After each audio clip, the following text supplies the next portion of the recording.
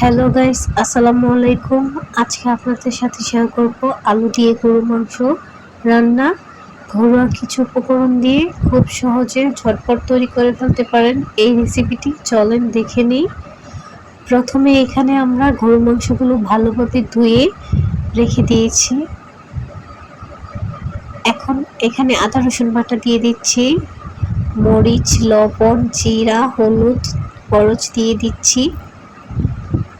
এগুলো হাত দিয়ে ভালোভাবে মেখে নিব। এই যে ভালোভাবে মশলাগুলোর সাথে মাংসগুলো মেখে নিব।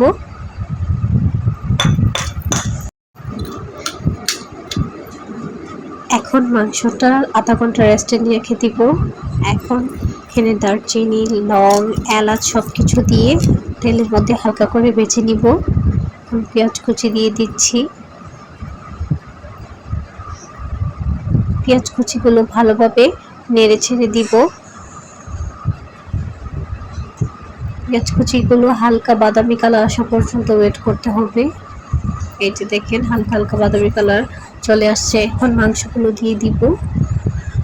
এই যে ম্যারিনেট করা মাংসগুলো দিয়ে দিচ্ছি।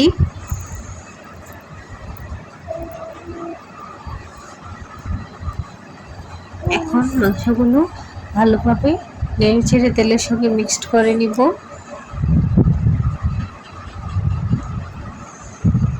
কিছুক্ষণ মাংসগুলো কষাতে হবে। হালকা ঝোল দিয়ে মাংসগুলো ভালোভাবে কষিয়ে নিচ্ছি।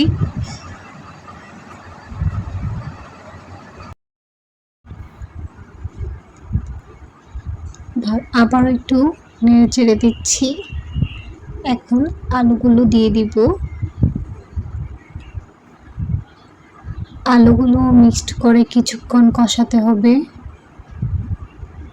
দেখেন 5-7 মিনিটের মতন কষিয়ে নিব। এখন সামান্য একটু পানি দিয়ে দিব। এই যে দেখেন আবার একটু নেড়ে চেড়ে দিব।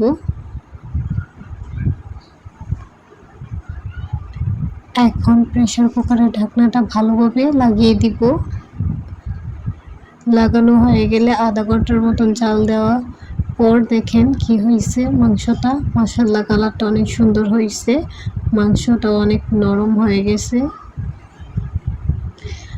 অবশ্যই এইভাবে একবার হলো রেসিপিটা ট্রাই করে দেখবেন।